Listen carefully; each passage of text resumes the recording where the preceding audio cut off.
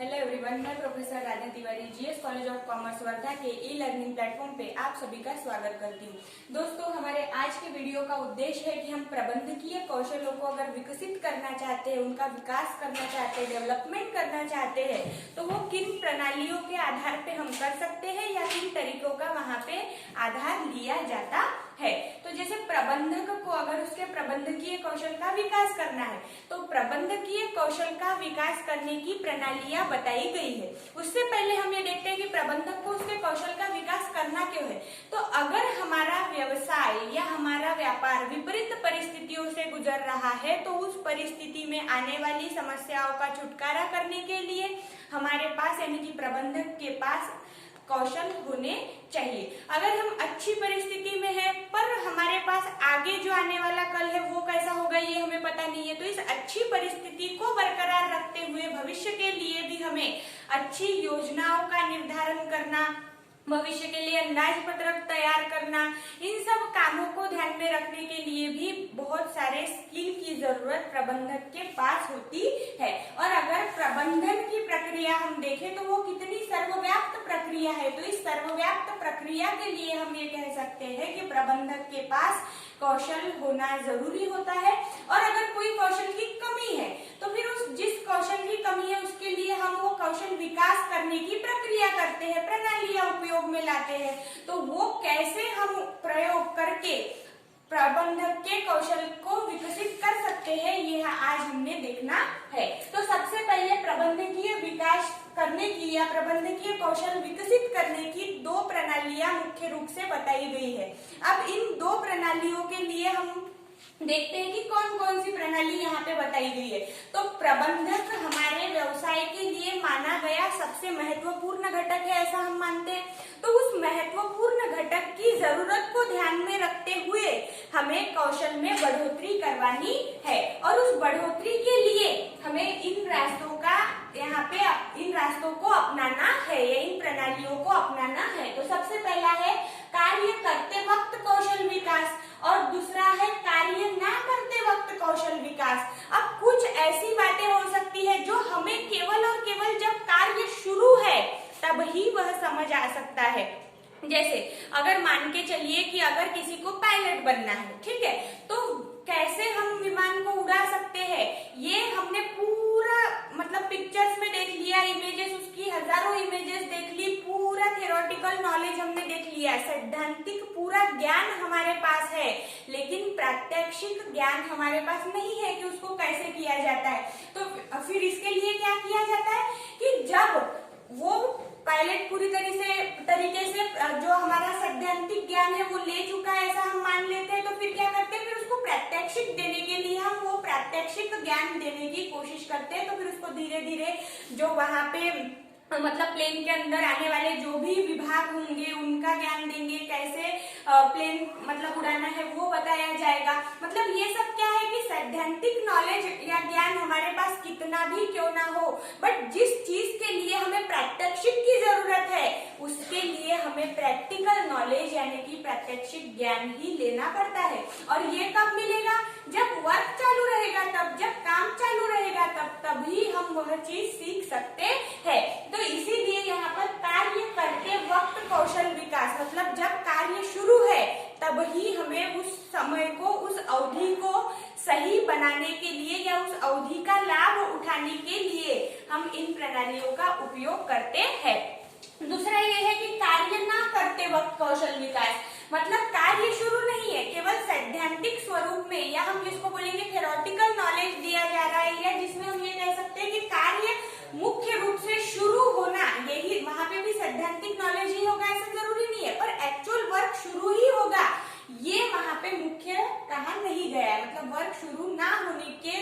दौरान भी हम उस कौशल को सीख सकते हैं, लेकिन पहला हमारा है कि जिसमें कार्य करते वक्त मतलब वह कार्य शुरू होना चाहिए, जो भी कार्य है वो निरंतर चालू रहे और उस कार्य को करते करते हमें नई नई बातों को सीखना है, कौशलों को अवगत करना है। तो यहाँ तक हमने इन दोनों प्रणालियों का जो भी प्रास्ताविक था वो मैंने आपको बता दिया। अब आज का हमारा उद्देश्य है कि हम सबसे पहले कार्य करते वक्त कौशल विकास कैसे किया जाता है, ऑन दी जॉब कैसे ट्रेनिंग ली जाती है, इसका हमने आज यहाँ पर अध्ययन करना है।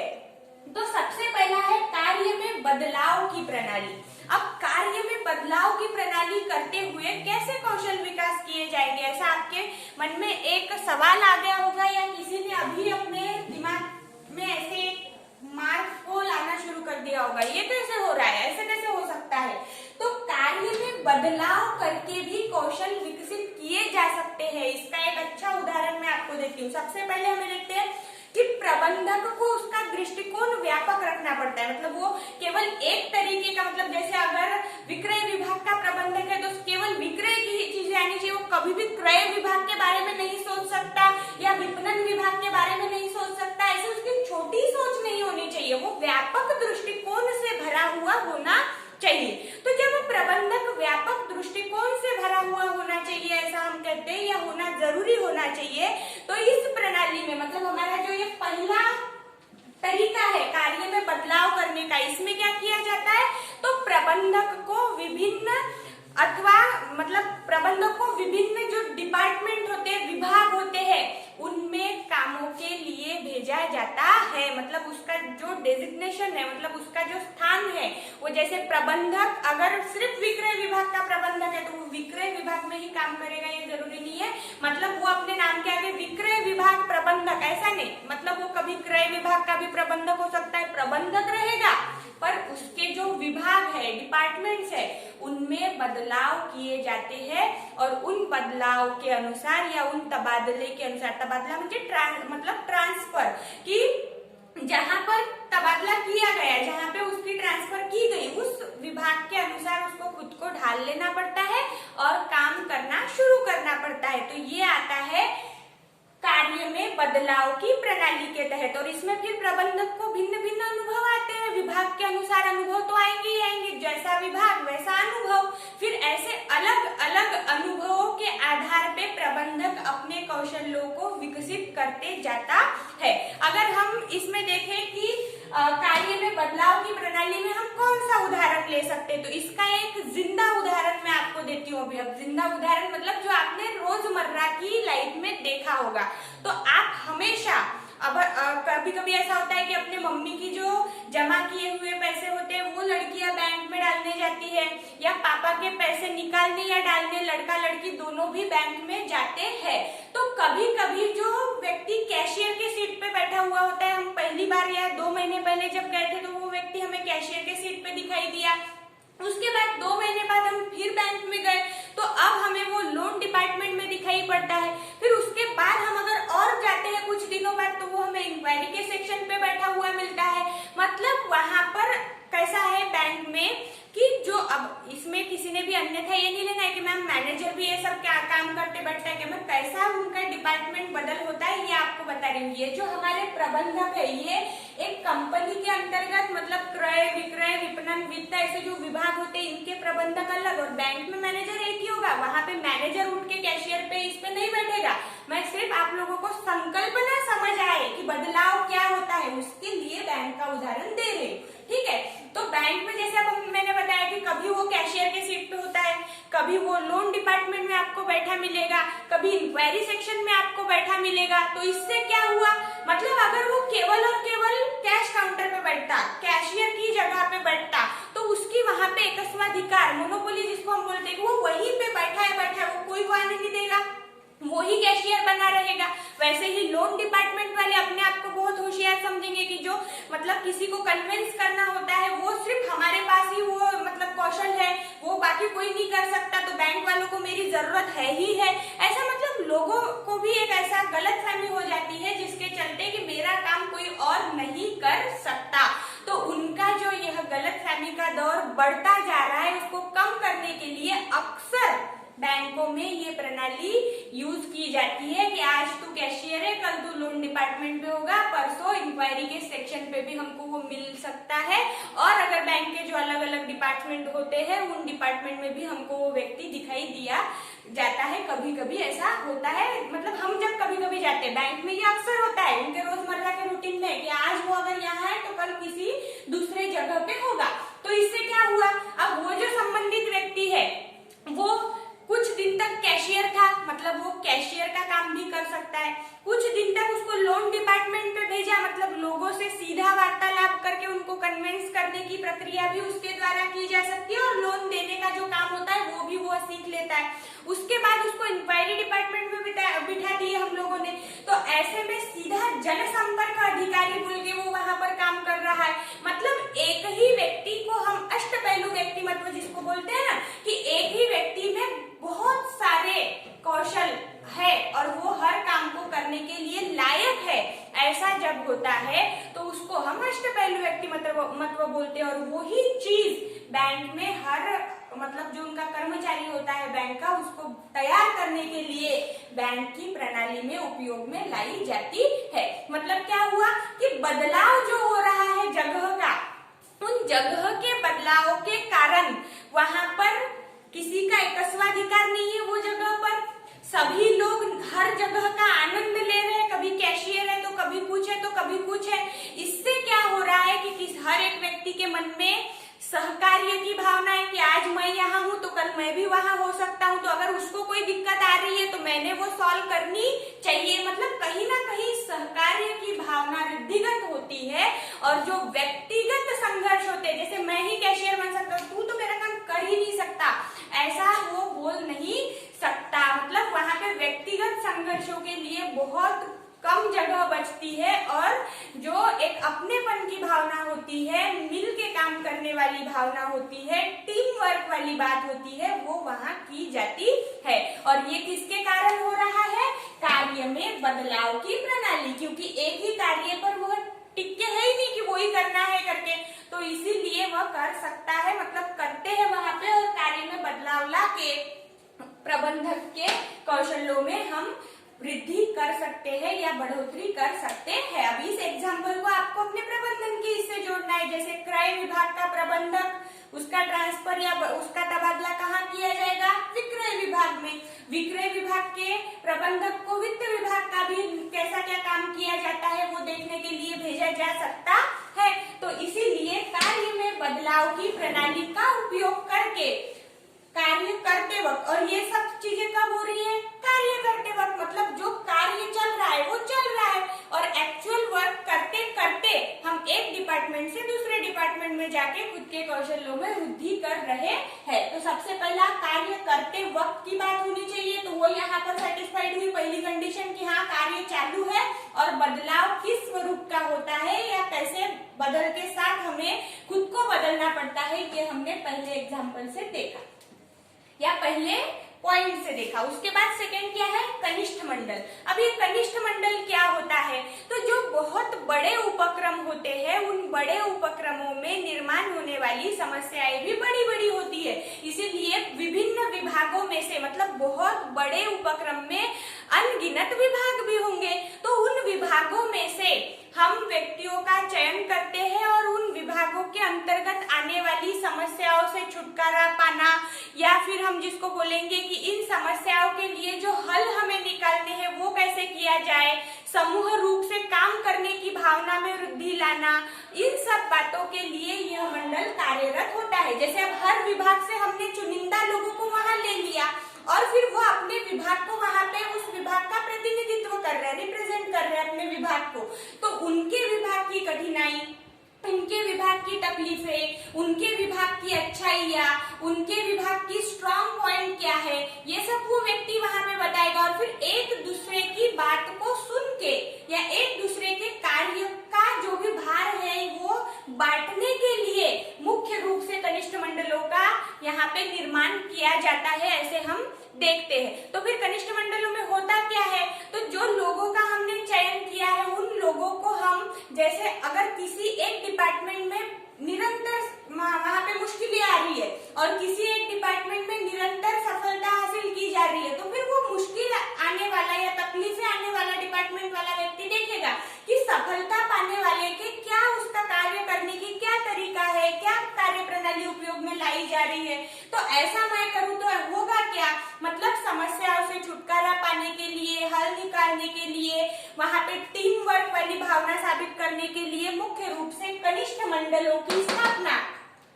यहाँ पे अपने व्यवसायों में की जाती है। और जब कनिष्ठ मंडल की स्थापना की जाती है तो ये क्या है, कार्य करते वक्त ही हमें पता चलेगा कि तकलीफ क्या है। बिना काम किए हम पहले से डिक्लेयर कर सकते हैं कि ये विभाग अच्छा काम नहीं कर रहा है, ये विभाग बहुत अच्छा काम कर रहा है करके नहीं। ये सब बातें कहाँ से निखर के आई कि जहाँ कार्य निरंतर चल रहा है वही कार्य के अनुसार हमें बातें पता चल रही है। तो मतलब हमारा कार्य करते वक्त कौशल विकास में ये दूसरा जो पॉइंट दिया हुआ है कनिष्ठ मंडल, ये भी कौशल को विकसित करने के लिए या उनमें वृद्धि करने के लिए ही निर्मित इस मंडल की गई है। उसके बाद है व्यक्तिगत शिक्षा अथवा अध्ययन, जिसको हम कहेंगे। अब ये व्यक्तिगत शिक्षा अथवा अध्ययन क्या है, तो प्रबंधक का कौशल विकास करवाने के लिए सबसे सादी और सरल यही पद्धति मानी जाती है। इसमें क्या होता है कि जो उच्च अधिकारी है और प्रबंधक है, इनके बीच में केवल वहां पे साझेदारी चलती है। कैसी साझेदारी, तो वैचारिक साझेदारी, ये वो वाली अपनी पार्टनरशिप वाली वो साझेदारी नहीं, वैचारिक साझेदारी है। मतलब कठिनाई आई तो उसका हल निकालने का जो रास्ता होगा वो अधिकारी उसको सूचित करेगा। तो ऐसी वैचारिक साझेदारी यहाँ पर व्यक्तिगत शिक्षा के मुद्दे में हम देखते हैं कि जहाँ वरिष्ठ अधिकारी प्रबंधक को ऐसी समस्याएं अगर निर्माण होती है या अच्छी परिस्थितियों को हमेशा बरकरार कैसे रखा जाता है, इन सब बातों के लिए निर्देशित करते हैं और उनके अनुसार मतलब वरिष्ठ अधिकारी के मार्गदर्शन के अनुसार ही वहां पर प्रबंधक कार्य करता है और अपने जो भी समस्याएं उनके सामने आ रही है उसको छुड़ाने की कोशिश करता है। इसमें प्रबंधक और उस अधिकारी के बीच में अपनेपन का संबंध भी निर्माण होता है और एक मिल के काम करने की भावना में भी वृद्धि होती है। और प्रबंधकों की संख्या अगर हम यहाँ पे देखें कि अगर जैसे अब इसके जो अच्छे पॉइंट थे वो हमने देख लिया, बुरे पॉइंट क्या है, तो व्यक्तिगत शिक्षा या अध्ययन तभी फेल होगा जब वहां पे प्रबंधकों की संख्या बहुत ज्यादा होगी। मतलब अगर कम प्रबंधक है, एक अधिकारी के पास अगर कम प्रबंधक है, मान के चलो एक वरिष्ठ अधिकारी है और उसके पास केवल 3 प्रबंधक जा रहे हैं, तो वो 3 प्रबंधकों को वो सही समय जितना हर एक को मतलब एक को दे रहा है उतना ही बचे हुए 2 लोगों को अगर दे रहा है तो वो सही काम कर रहा है ऐसा हम बोलेंगे। उनके बीच में एक सही जो प्रवाह चलता है या आदान प्रदान की जो प्रक्रिया होती है वो सही रूप में हो सकती है। पर अगर एक अधिकारी के तरफ अगर आप 10 प्रबंधक दे देंगे या ज्यादा संख्या में प्रबंधक दे देंगे तो ये काम नहीं आएगा। तो इसीलिए और ये भी कब होगा, जब कार्य शुरू है तभी हमने इन सब बातों को करना है। मतलब कार्य शुरू रहेगा तभी समस्या निर्माण होगी, तभी उससे हम छुटकारा पाने के लिए या निजात पाने के लिए कोशिश करेंगे। मतलब हमारा पहला मुद्दा कार्य करते वक्त कौशल विकास को, जो हमारा सब पॉइंट में का तीसरा पॉइंट है व्यक्तिगत शिक्षा अथवा अध्ययन, वो यहाँ पे सेटिस्फाइड करता हुआ हमें दिखाई पड़ता है। उसके बाद है विशेष प्रकल्प। अब विशेष प्रकल्प मुख्य रूप से हम ये बोल सकते हैं कि इस प्रणाली का प्रयोग प्रबंधक की कमियों को दूर करने के लिए किया जाता है। अब जैसे जिसको हम कहेंगे कि किसी प्रबंधक को अगर डर है कि मैं ये काम कर ही नहीं सकता या मैंने अगर ये काम कर लिया तो वो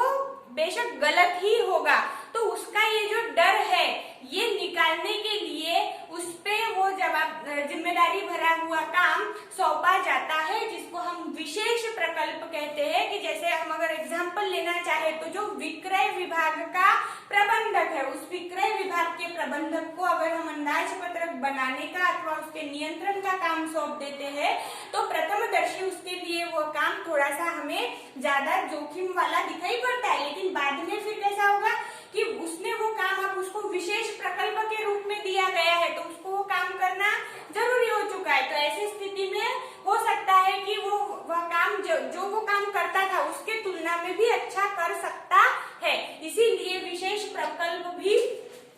कार्य शुरू रहते हुए ही किसी एक व्यक्ति को सौंपे जाते हैं और ये कौशल विकास की एक बहुत अच्छी और हमेशा उपयोग में लाने वाली प्रणाली मानी जाती है। क्योंकि अगर कौशल विकास करना है तो उसके लिए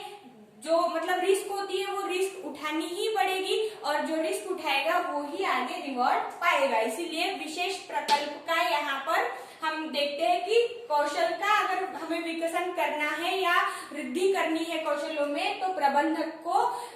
विशेष प्रकल्प पूरा करने की जिम्मेदारी उठानी पड़ती है, और जिसके चलते वो अगर काम पूरा कर लेता है तो उसके कौशल में विकास जरूर होता ही होता है। और उसके बाद पांचवा मुद्दा है अनुभव। अब जैसे कि हमारा ये पॉइंट ही जो चल रहा है वो है कार्य करते वक्त कौशल विकास, मतलब कार्य करना है, एक्चुअल प्रात्यक्षिक करते हुए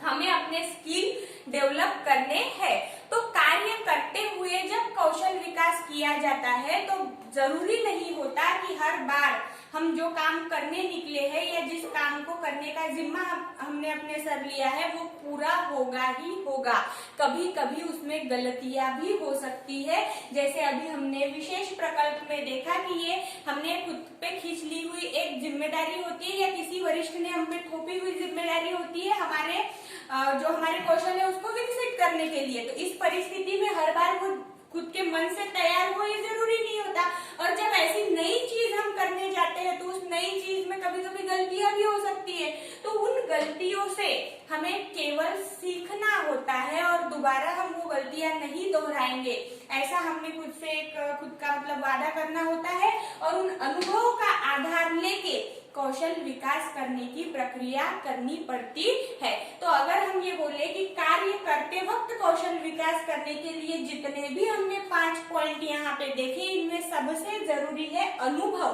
कि हमने हमारी गलतियों से क्या सीखा, या जो काम हमने किया उसमें अगर हमें खूब ज्यादा सफलता मिली तो उस ज्यादा सफलता मिलने के पीछे भी क्या कारण था। इन दोनों परिस्थितियों में, मतलब विपरीत परिस्थिति और अच्छी परिस्थिति, अनुकूल और प्रतिकूल दोनों परिस्थितियों में जो अनुभव आया उस अनुभव को संजो के रखना और अपने दूसरे काम में उसका प्रयोग करना, यही कौशल विकास की सही यहाँ पे परिभाषा मानी जाती है। तो इसीलिए आज हमने यहाँ पे अपना जो प्रबंधकीय कौशल विकसित करने की 2 अलग अलग प्रणालियां है, पहला कार्य करते हुए और दूसरा कार्य ना करते हुए। तो जो पहला पड़ाव था वो यहाँ पर पूरा कर दिया, कार्य करते हुए कौशल विकास किन रूप से किया जाता है। नेक्स्ट वीडियो में मैं आपको दूसरी जो हमारी यहाँ पे दूसरी बाजू है जिसमें कार्य ना करते हुए कौशल विकास की जो भी यहाँ पे क्रियाएं होंगी वो आपसे मैं साझा करूंगी। तब तक के लिए घर में रहिए, सुरक्षित रहिए। Thank you.